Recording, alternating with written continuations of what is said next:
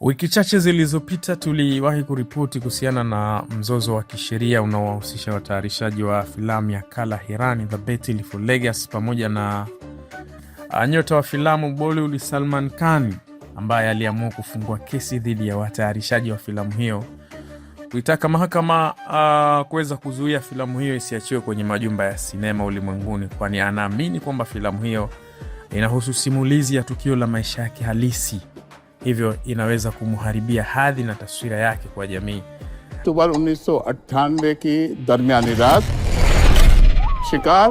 Na kwa sasa hivi mgogoro huo umechukua sura mpya baada ya mahakama kuu kule mjini Delhi, India kukataa kutoa faida ya haraka kwa Salman Khan ambayo ameiomba.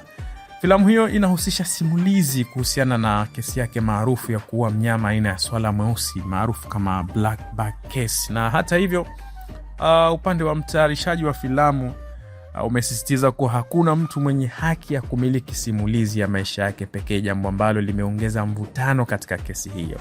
Na uamuzi wa mahakama kutokubali ombi la dharura unamaanisha kwamba filamu hiyo haijasimamishwa kwa sasa kuweza kuachiwa, hivyo inaweza kuachiwa kwenye tarehe yake ambayo imepangwa, huku kesi hiyo ikitarajiwa kusikilizwa kikamilifu mnamo tarehe 1 Julai, ambapo pande zote mbili zitawasilisha hoja zao mbele ya mahakama. Na tarehe hiyo sasa imekuwa ikisubiriwa kwa hamu na wadau wakubwa wa tasnia ya filamu na mashabiki kule Bollywood, kwani inaweza kuchukua hatua muhimu katika moja ya migogoro mikubwa ya kisheria ambayo imevutia macho ya wengi katika siku za hivi karibuni.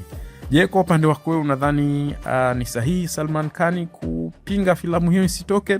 Hebu tuandikie maoni yako hapo kwenye comment section. Usisahau kusubscribe channel yetu ya YouTube Supplier Media ili usipitwe na story mbalimbali za filamu na mastaa. Mpaka wakati mwingine, bye bye.